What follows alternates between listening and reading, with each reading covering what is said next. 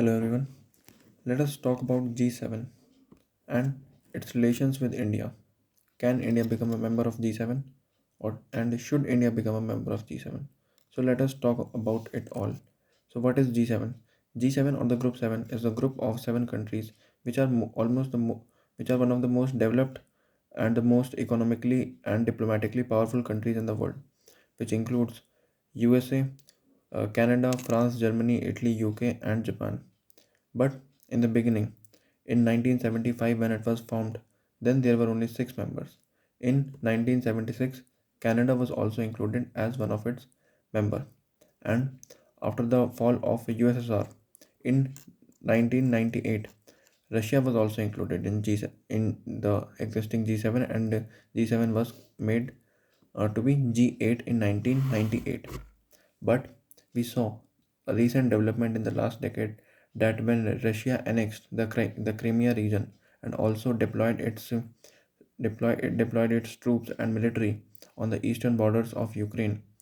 Thereafter, Russia was expelled out of the G7 G8 group, and now the group that exists is G7, which is a group of the priorly mentioned 7 countries. So what is the need of G7? So G7 is a very important group because it holds up the countries which are most developed and most economically powerful, which includes the countries which are in the G7 group consist and handle the 40% of world GDP. Earlier it was 60%, but because the developing countries are also doing well, like China and India, so now the ratio that these countries contribute in world GDP has gone down to 40% only. And also Russia has also been expelled out, so that is also a reason.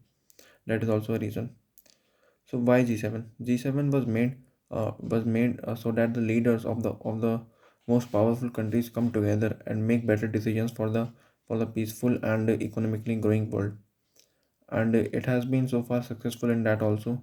The G7 summits hold on at regular intervals, and the summits are also successful till now. Recently, in June 2021, we saw that India, Australia, and South Korea were also invited as guest members in the G7 summit, which held virtually, which held in the UK, and the Indian Prime Minister joined the summit virtually. So it is good. It is good. But what are the possibilities of India joining G7? Well, the possibilities are quite good because India is a country which have good relations with all the countries which are currently in the G7 group, whether it is US, Canada, France, Italy, Germany, UK, or Japan. India is having a really fantastic relationship with all of these countries because of their common interests and their pro democracy nature. And also India is a very huge market for all of these countries, so they would like to give India a leverage of of of becoming a member of G7. So it is good for India to join. It is good for India to join, and also the economic revival will be there for India, as India is a developing nation. If it joins its hand with the developed nation, then it can easily then it will be somewhat easy for India to achieve the economic levels that it want to achieve. So for economic revival and for further strengthening of bonds with the most powerful countries of the world, India should join the should join the G7 group. And also the other countries are also eager to join the group.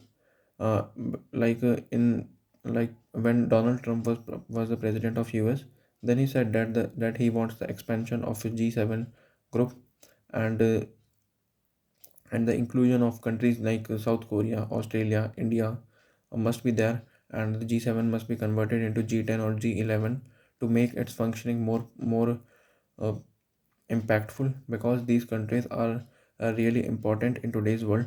These are the countries which can also which can also be a counter to China. So the Chinese angle is also very important when we talk about G7, because all the countries which are in G7 group right now are very much having policies and interests that are anti-China, because these countries support democracy and human rights, and China is known for its human rights violation, and there is one party system there. So there is a lot of mismatch with China of these countries, and to counter China, which is exaggerating its power in the South China Sea and its nearby region. The G7 group requires some countries which are close to China geographically and also can be a really good counter for China. Which so the best examples that comes out is India.